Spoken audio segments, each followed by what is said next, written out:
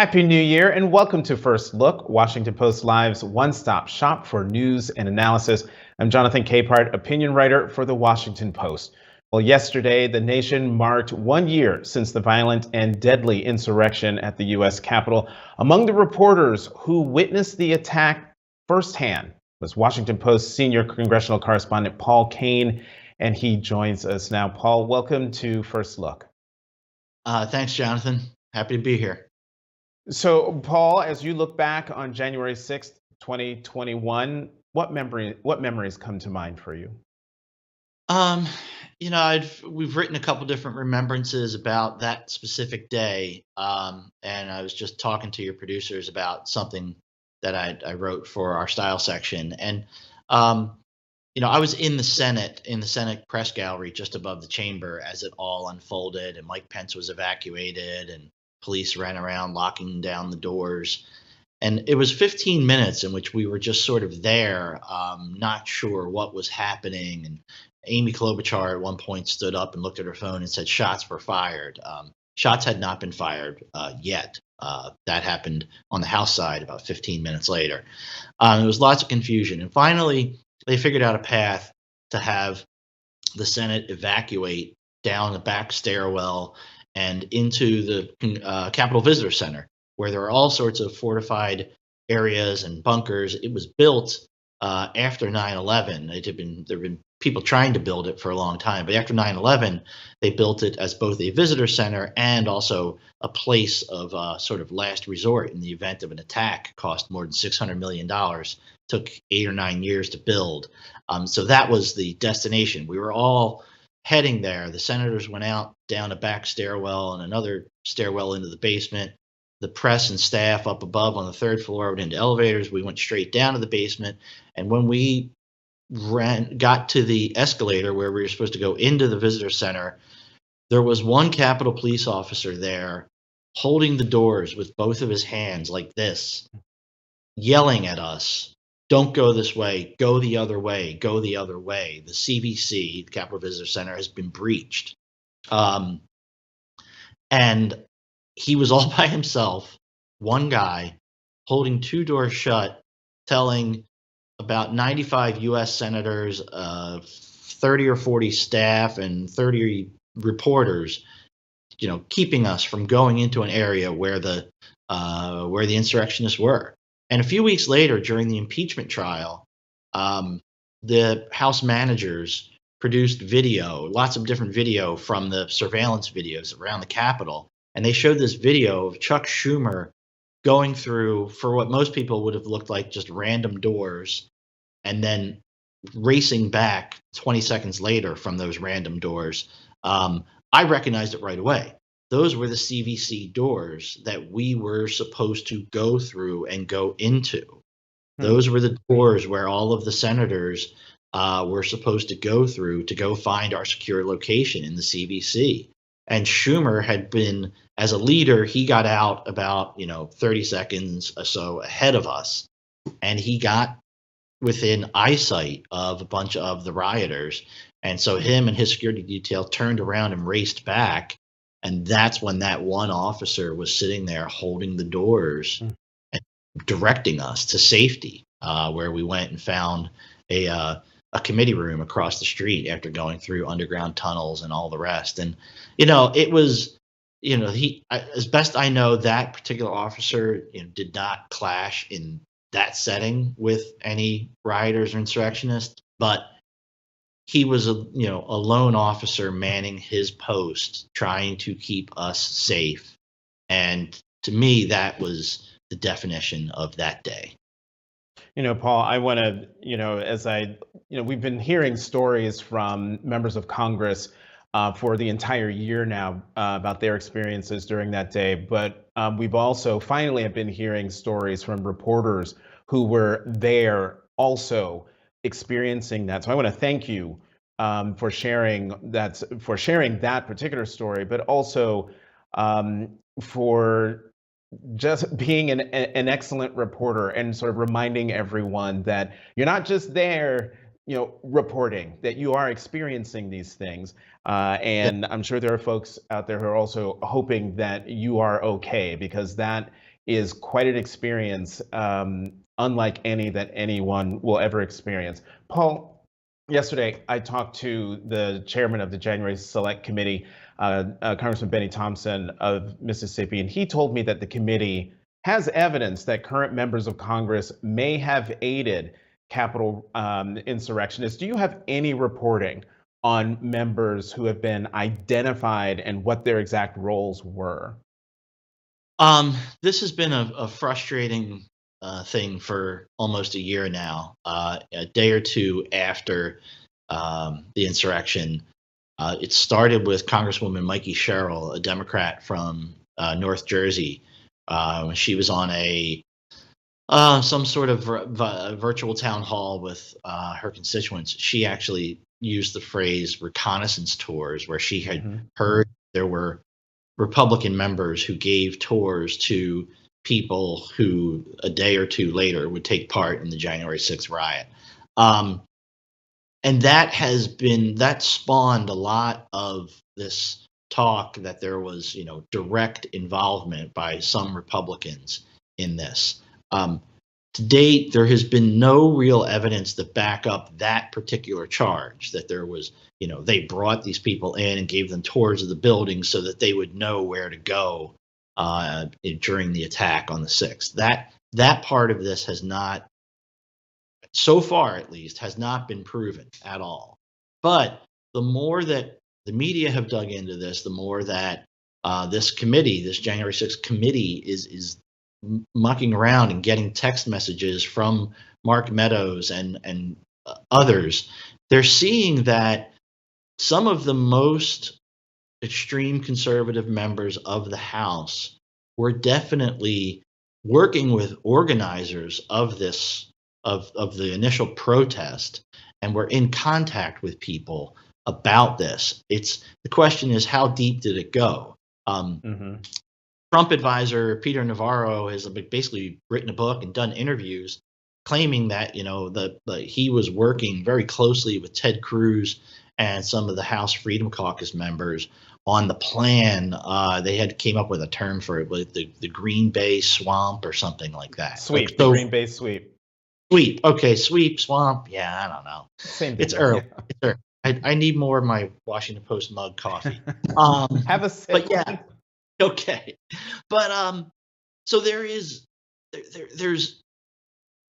growing hints, suggestions, connections that there were some members that were definitely involved in planning for the rally that took place that then led Trump to call for his supporters to go march to the Capitol, and that there were members of Congress that were definitely working with Trump advisors on this plan to, try to overthrow the results of, enough states. It was 6 states they were going to challenge, and those added up to something like 70 or so electoral college votes. And if they could invalidate more than 36 of those electoral college votes, then Joe Biden would not have the necessary amount to become president. And that was always that was the plan. And they were working with them. So we're waiting to see the full extent.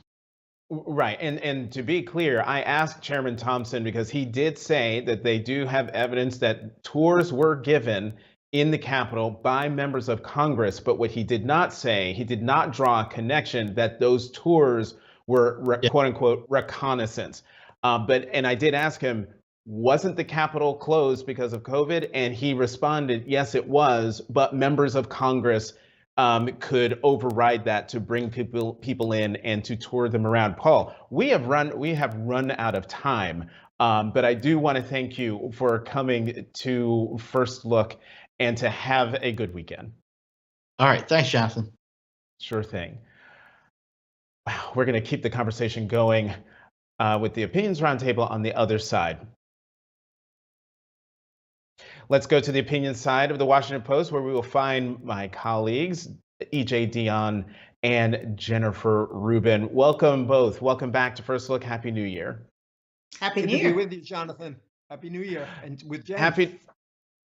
Right. So, EJ, you called President Biden's speech yesterday the best speech of his presidency, and that speech was it was searing yesterday, and a definitive response to Donald Trump and the big lie, though he never mentioned the former president by name. Why did you think it was the best speech of his presidency?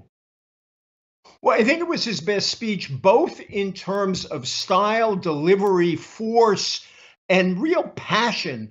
That Joe Biden in earlier speeches has given perfectly fine speeches. I tend to agree with President Biden on things, but he has never had, in my view, the passion that he conveyed in that speech yesterday. So on style, I think it was very important, but on substance, it was even more important. Joe Biden has been the we can all get along bipartisan president who remembers the Senate going all the way back to 1973 when he first showed up in the Senate after getting elected as a very young man in 1972. He really, really hoped he could create the Washington of that era. Yesterday, Joe Biden was unrelenting in saying there are still a few Republicans, alluding to people like Liz Cheney, who are standing up for the Constitution. I'd like to work for them. But he really condemned Republicans who are going along with the big lie or not challenging it, and really challenged them to put up and break with Trump, even though he has no expectation of that. And I think it was a very good setup to the speeches he and Vice President Harris are going to give next week on voting rights down in Atlanta. Right. I think that what's really important is that it be a 1-2 punch. This speech, powerful as it was, needs to be followed up by just as strong a speech next week. You know, Jennifer, I've long contended that Joe Biden, as a candidate and as president, is never more animated and never more clear and focused and direct than when he is talking about, quote unquote, the soul of America. He kicked off his campaign talking about Charlottesville. There were many moments during the campaign, certainly his inaugural address, and then certain speeches on voting rights over the last year where he is as direct, as clear, as passionate. But I'm wondering, Jennifer, your thoughts on President Biden's speech. And also the fact that, President Biden placed direct blame on Donald Trump, not by name, but by strong inference for the events of January 6th, and condemning him as a threat to democracy. Do you think this is a turning point for Biden's presidency and our democracy? Well, it was Mario Cuomo who said that you campaign in poetry and govern in prose. But in fact, you have to govern with a bit of poetry as well and a bit of righteous anger. And I think that's what he showed. They came into office, as EJ alluded to, with this notion that we could all get along. And moreover, that if they simply ignored Trump, he would somehow deflate and become inconsequential in our politics. And instead, what happened is that the big lie metastasized and hardened, and the president was really nowhere to be found. And without a very strong voice from the Oval Office, the press will not do that. The rest of the party will not do that. There won't be outside groups to do that. It has to come directly from the president. And if he is going to defend American democracy, as he promised he would do in the campaign, then he's got to get out in front of the parade and lead it in a definitive way. You can't talk about the threats to democracy without talking about Donald Trump. My friend Bill Kristol said it's like talking about December 7 and not mentioning the Japanese. You have to go to the source of the threat. And I do hope it's a turning point in a couple respects. One, I think a shorter, punchier, more forceful speaking style is good for Biden when he devolves into dependent clauses and you folks and come on guys and literally all his other little verbal tics, he loses the audience. So I hope the speaking style stays with it. Secondly, I hope he remembers that democracy is his job description.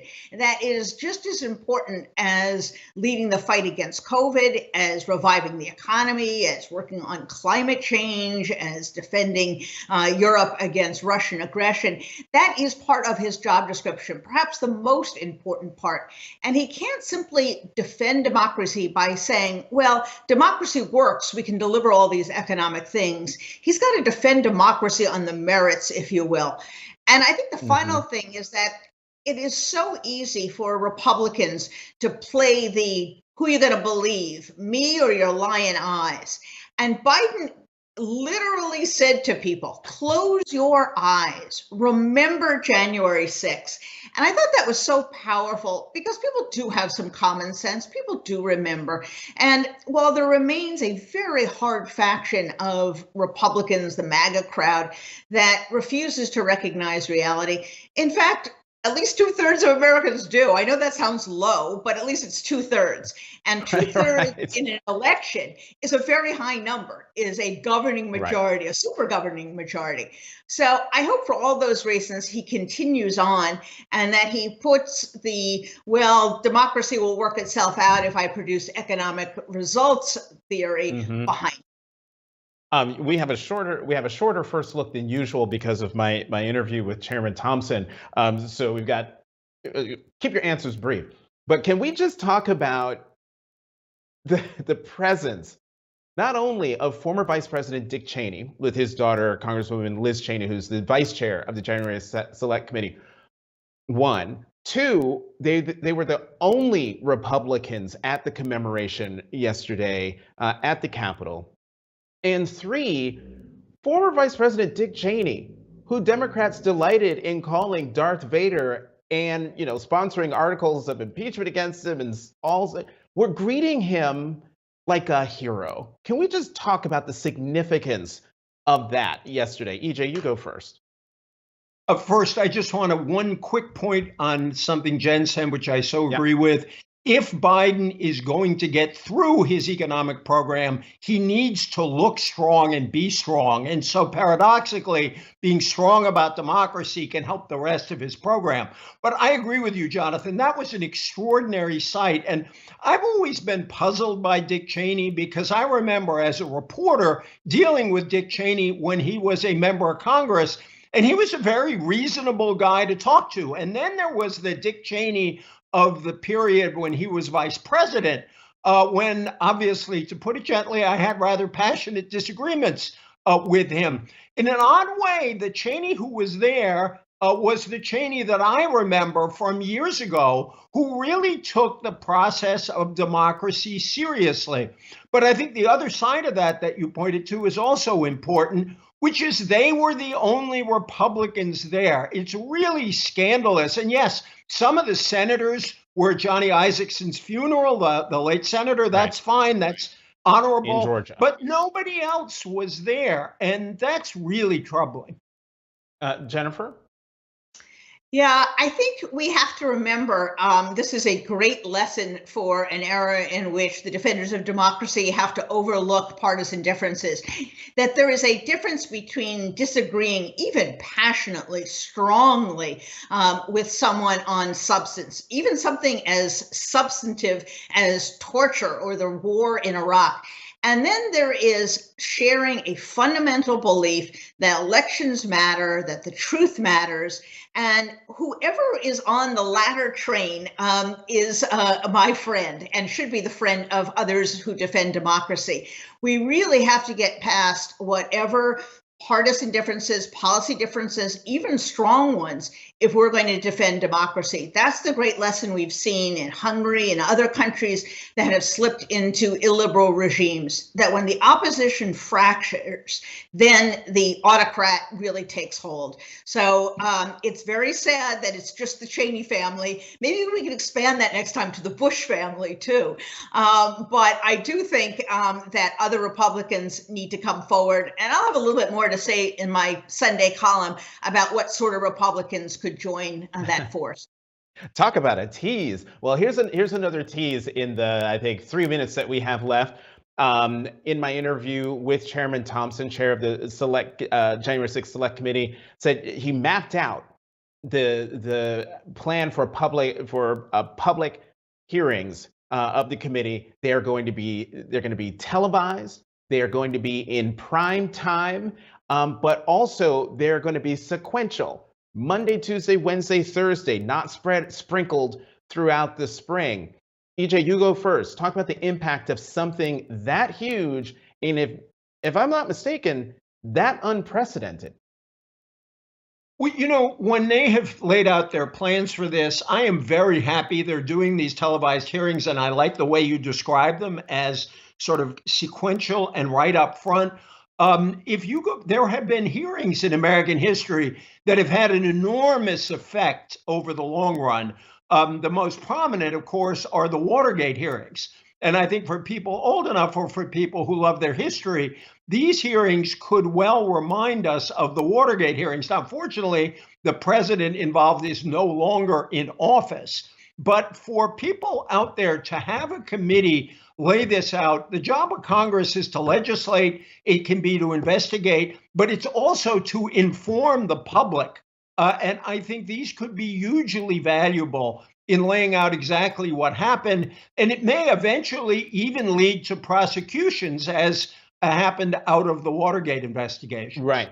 And Jennifer, to my mind, the reason why this would be unprecedented, having a televised hearing isn't unprecedented. To my mind, what makes it unprecedented is that the hearings aren't going to be during the daytime. They're going to be at night, when most people are home from work, when they're gathered around the dinner table or they're in the living room. And these are the kinds of hearings that will be spread out, not just on one television network, but I was going to say all of them. Maybe we'll see what Fox News does. But in the 90 seconds we have left, your thoughts on the impending hearings. I agree with EJ. I think this is a great thing. I was very much encouraged when we saw that relatively short hearing on holding Mr. Meadows in contempt, when Liz Cheney began to read excerpts of those text messages from members of Congress. She did it in the evening. I don't think it was quite prime time, but it was in the evening. It was dramatic. It was forceful. And what that does is it forces the press to cover it. This has been one of my constructive criticisms, if you will, the mainstream media, that they have not given this issue the prominence it deserves. What Benny Thompson and what Liz Cheney are doing is they are forcing the press, they are forcing the people to look this right in the eye and to come to terms with what happened. And I think that's a brilliant strategy. I think that's exactly what's necessary. And even if it changes no one's mind, I think this is a service to history, and it's simply the right thing to do. Yeah, I think you're absolutely right with Congresswoman Cheney not only reading the text messages, but not censoring herself in terms of expletives, keeping it real, keeping it raw, for people to understand just how serious January 6th was. I want a yes or no, because we literally have 30 seconds left. Should the committee present a criminal referral against Donald Trump if they have the evidence? Yes or no, EJ? If they have the goods, yes. Jennifer? Yes. EJ Dion? Jennifer Rubin? we do really have to go now. Thanks for coming on First Look. Have a great weekend. Good to be with you. Head to WashingtonPostLive.com to find more information about next week's interviews and to register. I'm Jonathan Capehart, opinion writer for the Washington Post. Thank you for watching Washington Post Live's First Look.